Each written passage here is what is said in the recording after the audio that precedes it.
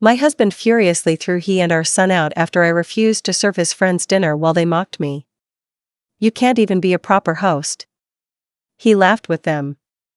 I silently packed my things. 3 days later, he came back from a trip to find the house on Airbnb, fully booked for the month. We lived in Raleigh, North Carolina. A beautiful, growing city with just the right mix of modern charm and southern quiet. Our neighborhood was all cul-de-sacs and cookie-cutter homes with tall pine trees that dropped needles on your windshield no matter what season it was. The kind of place where neighbors wave at each other out of habit.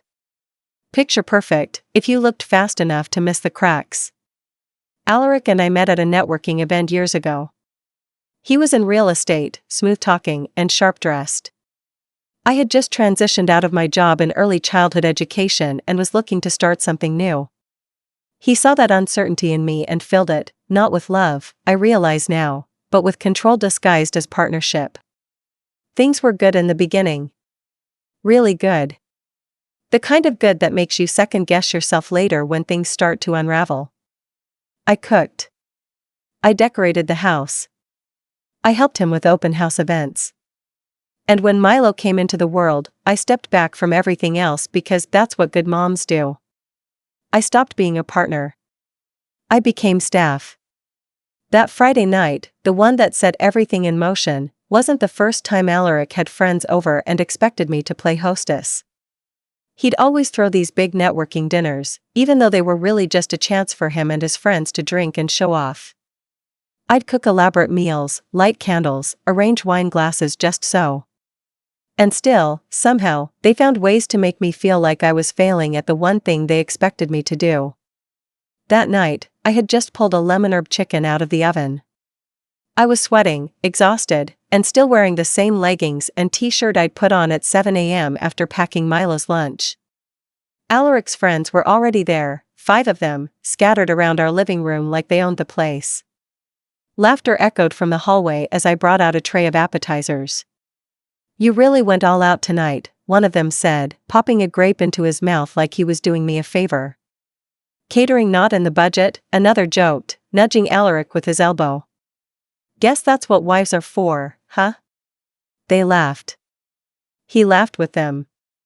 And I stood there, holding a tray of deviled eggs I had stayed up until midnight to perfect, wondering how I had become the punchline in my own kitchen.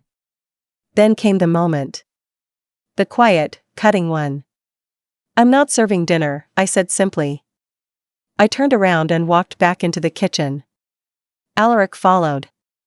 His voice was low, hard, controlled. You're seriously not going to serve them? There are guests, Corinne.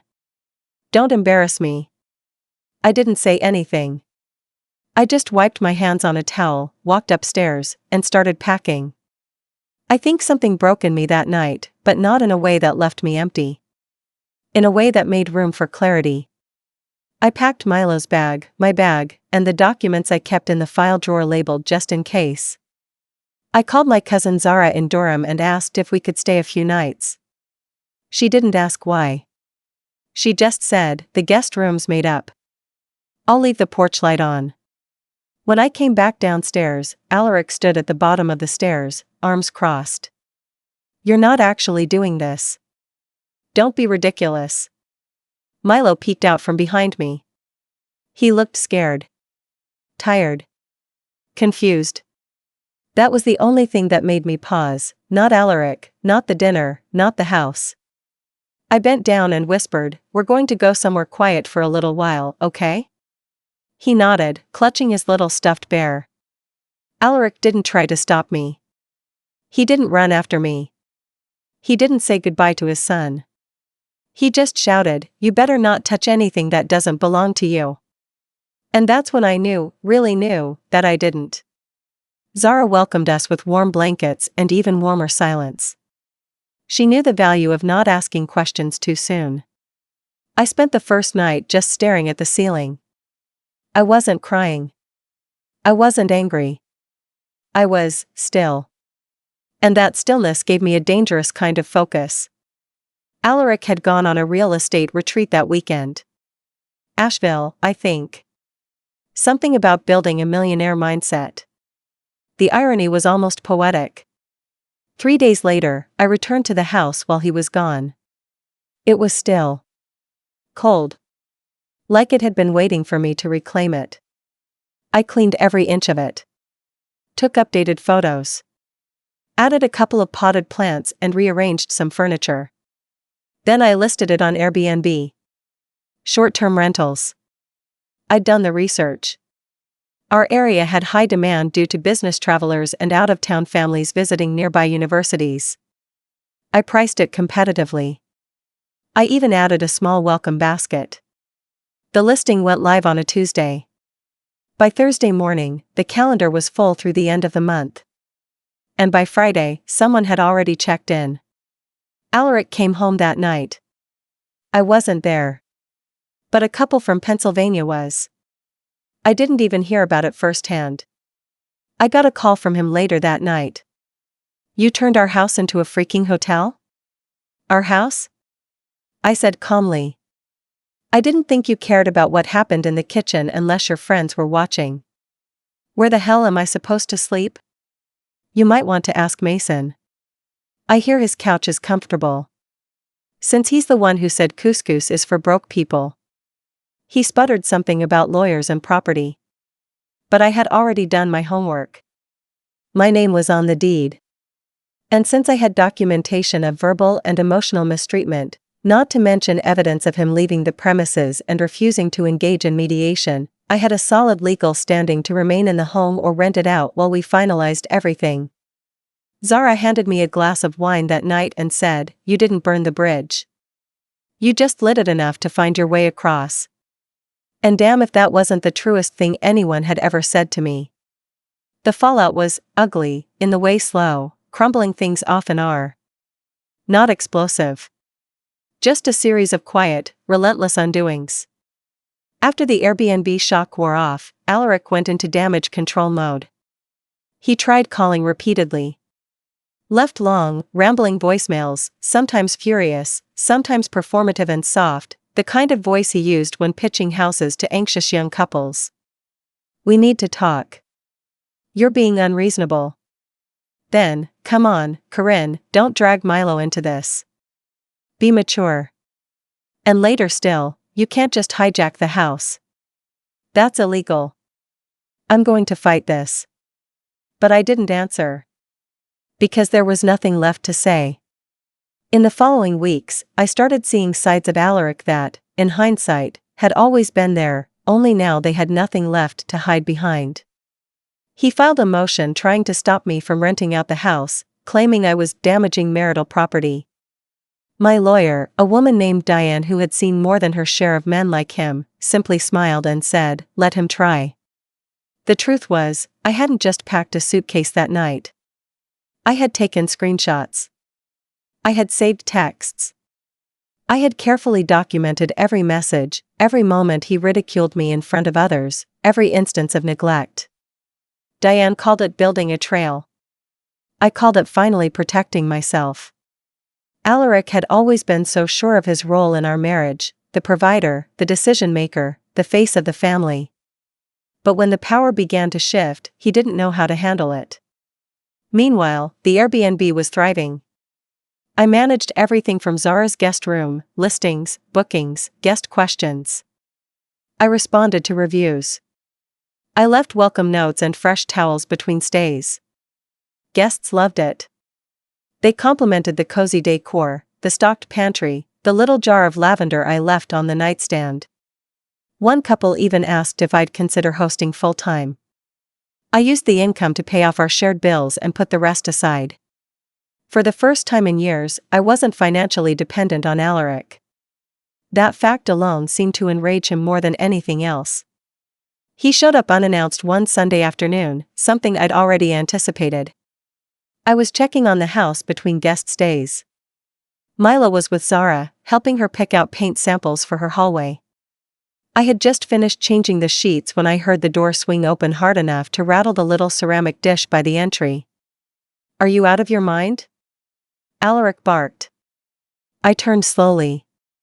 He was standing in the doorway, arms wide, breathing like he'd just run across the state. This is trespassing, I said, keeping my voice even. You can't just walk in like this anymore. It's my house too. Then you should have treated it, and the people in it, like it was worth something. He looked around, scanning the new arrangement. The fresh flowers. The handwritten welcome sign by the mirror. Are you seriously playing hotel manager now? I didn't answer that. I just walked to the door and opened it for him. You need to leave. He stood there for a few moments, breathing heavy.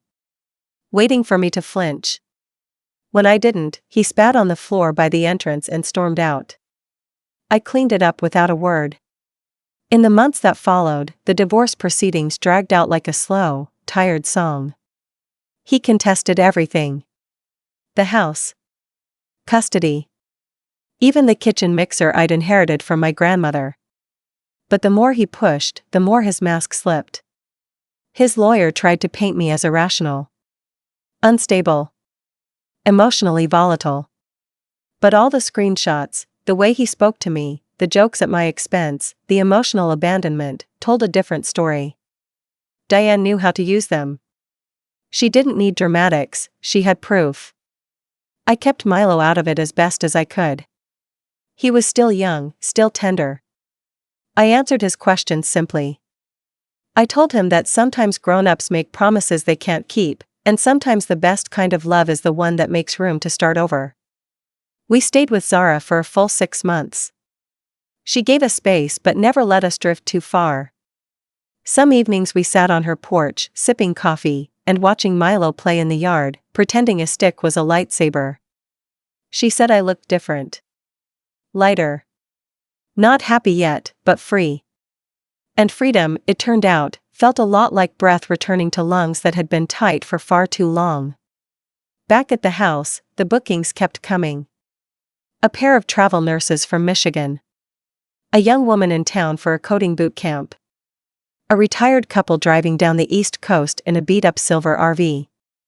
Each of them passed through quietly, respectfully, leaving behind a little more healing than they took with them. It was strange, the place that had once been a prison now became a kind of sanctuary. Not just for me, but for others, too. I took care of it like I never had before. Not because it was his, or ours, but because it was mine. If only for now. I began journaling at night again, something I hadn't done since before Milo was born. At first, it was just notes about guests. Then small reflections. Then entire entries about who I used to be, and who I might become. Zara encouraged me to turn those journal notes into something. People need to hear stories like yours, she said. The quiet ones. The slow-burning ones. The kind of stories that don't go viral but change someone's day. And that's what this is. Not a scream. Just a steady voice. A woman stepping out of the background of her own life. I'll stop here for now, but there's more. The divorce outcome. The custody decision. The business that grew out of my own kitchen. The moment I realized I didn't just survive, I had rebuilt. I eventually started to refer to that stretch of time as the gray season. Not because it was sad, exactly. It was just, stripped of all the gloss and noise I had gotten so used to living under. There were no dinner parties to prepare for, no pretending to be the smiling partner at Alaric's side, no walking on eggshells to avoid another biting comment disguised as a joke. It was just me, Milo, Zara's borrowed guest room, and a bunch of half-folded dreams I hadn't looked at in years. The Airbnb carried us in the background like a slow, steady current. I started getting regulars, travel nurses coming back every 6 weeks, a consultant who booked the same 4 days each month. People left 5-star reviews with words like thoughtful, warm, welcoming. It was funny. I had spent years being told I wasn't a proper host, but strangers kept thanking me for making them feel at home. Meanwhile, Alaric's world kept cracking. He was no longer welcome in the friend circles he used to dominate. Word got around that he was sleeping on a buddy's couch, bitter about the divorce, and complaining about being bled dry by a woman who, as he told it, couldn't even make lasagna without burning it. Except now, people weren't laughing. They were quietly distancing themselves. Clients dropped. His phone wasn't ringing as often. I heard from a mutual acquaintance that he showed up late to a showing with a coffee stain on his shirt and forgot the code to the lockbox. He never was good at holding up appearances once the spotlight shifted. Then came the custody mediation. He showed up with a brand new haircut and a suit he clearly hadn't worn in a while, judging by how stiff he looked in it. His lawyer tried to present him as a stable, involved father. Mine came armed with documentation. Photos of Milo's school events Alaric had missed. Screenshots of text conversations where I had asked, repeatedly, for him to help with appointments, school pickup, even bedtime. Messages he never responded to. Or worse, ones he answered with, busy. Figure it out. There was also the matter of that night. The dinner party. The mockery. Milo had seen and heard more than I wanted him to. And that mattered.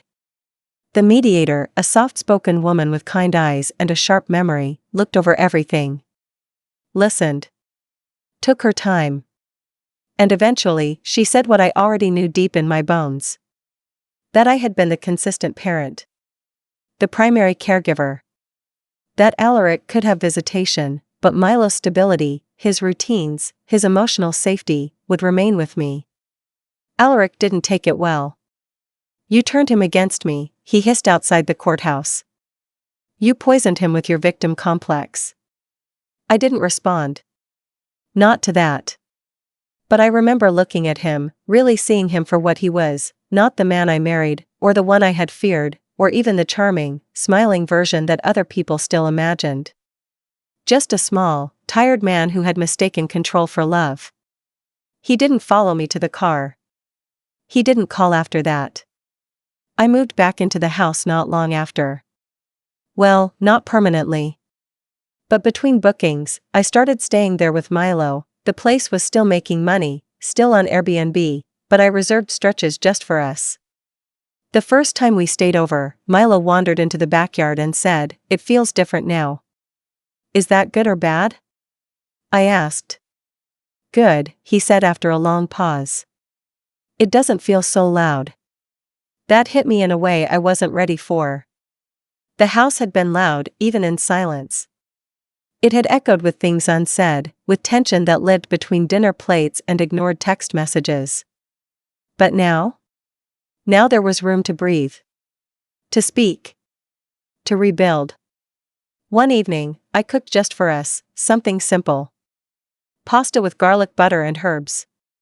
Milo helped stir while we danced around the kitchen to music that wasn't trying to impress anyone. After we ate, I opened my laptop and pulled up a Word doc titled Sunday's Table, a name that came to me in the car one day when I was thinking about warmth, about consistency, about the kinds of meals people remember. It was a catering idea at first. Just small orders. Meals for busy parents, for local events, maybe even boxed brunches for guests staying at my rental. I had connections from my old teaching days, and I knew how to make food that people actually wanted to eat, not to impress, but to comfort. I posted a photo of our meal on Facebook with a simple caption, thinking of offering small home-cooked dinners to go. Family style. Affordable. Made with love. Message me if interested. I didn't expect much. But within 48 hours, I had 17 messages.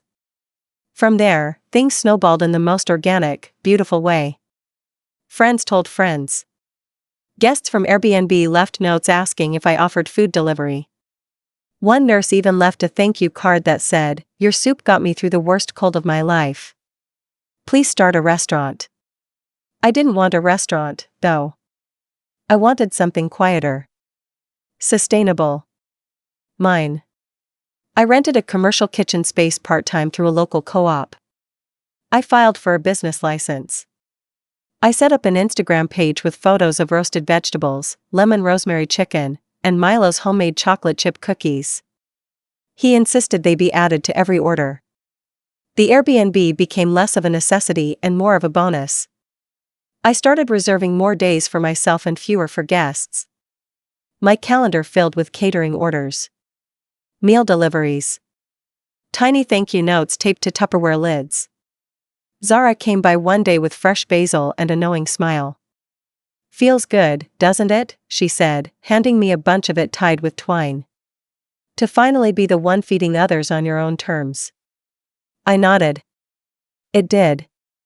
Because I wasn't doing it for approval, or to make someone look good. I wasn't setting the table for guests who would mock me behind my back. I was setting the table for me. For Milo. For people who valued what I made, not just with my hands, but with my heart.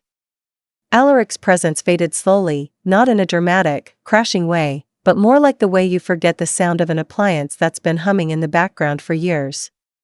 You only realize how loud it was once it's gone. For months, he didn't reach out. The court rulings stood as they were. I had full physical custody of Milo, and Alaric was granted limited visitation, with a schedule so straightforward even he couldn't screw it up. But he didn't come around. Not often. His excuses came through vague texts: "Got tied up, next week instead, can't make it, sorry." Milo asked fewer and fewer questions about him. Eventually, none at all. Instead, he threw himself into helping me with Sunday's table. He even started calling himself junior manager and took it upon himself to decorate the meal boxes with hand-drawn cartoons, ducks, mostly. His obsession.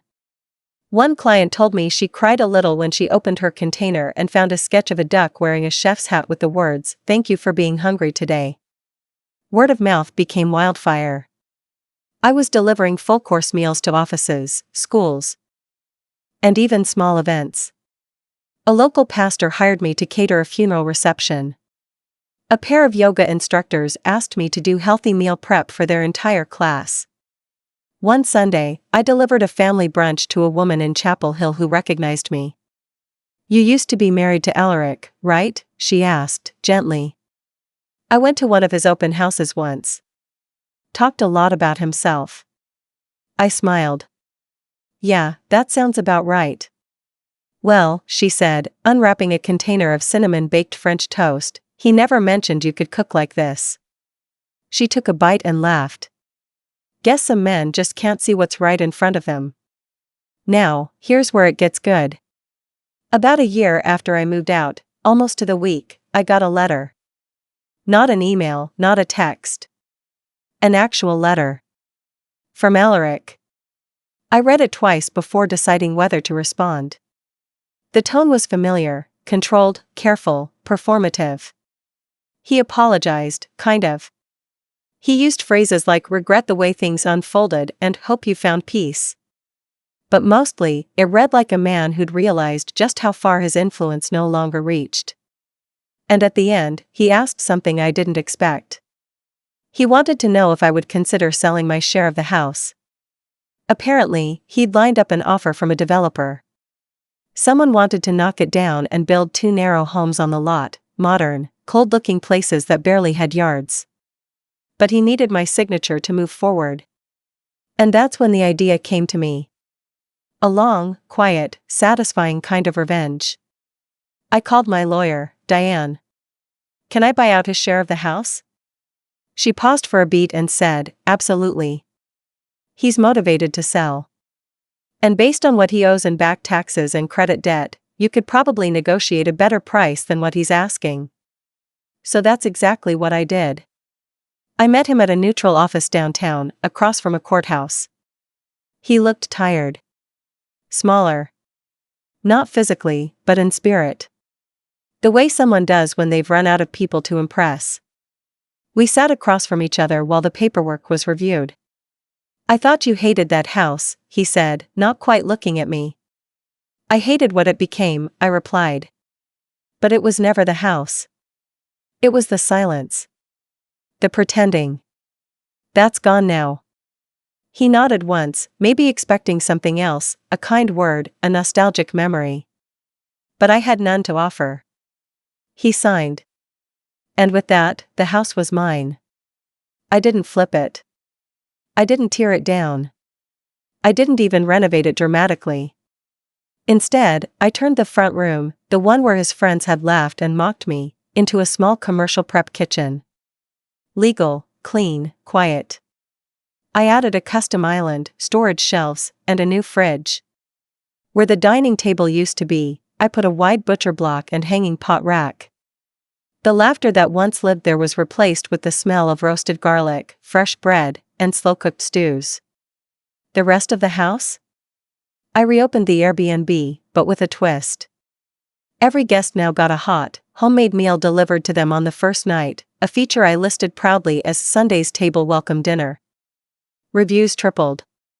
Bookings exploded. Travel influencers reached out asking to film their stay. The house that had once been the site of my humiliation became a retreat. A sanctuary. A fully booked, 5-star experience that brought people peace. Sometimes, I imagined Alaric scrolling through Airbnb listings on a lonely night, seeing the photos of what used to be his kingdom. Now repainted, repurposed, and thriving, without him. I hoped it stung. Just a little. Not out of cruelty. But out of clarity. Milo grew older. Wiser. Kinder. He started telling people his mom was a chef boss, and he wasn't wrong. We had our own rituals now. Sunday brunches on the porch. Tuesday night taste tests for new recipes. Bedtime stories with long, winding detours. And every so often, we'd drive by the strip of office buildings where Alaric used to work. One day, Milo asked, "Does he still sell houses?" "I don't think so," I said. "Not anymore." He nodded and went back to looking at duck videos on my phone. That was it. No bitterness. No ache. Just a new chapter. And me? I started writing again. First about food. Then about life. Then about the way women disappear in marriages, and the wild, radiant process of coming back to yourself. I submitted one of those pieces to a magazine. They published it. It was titled, "You Can't Even Be a Proper Host." And right underneath the title was the subtitle, "How I Served Myself Peace After My Marriage Served Me Nothing." Revenge, I learned, doesn't always come loud. Sometimes, it comes slow, warm, and simmering, in the form of a homemade meal, a full booking calendar, and a quiet house you turned into a home again. For yourself. And no one else.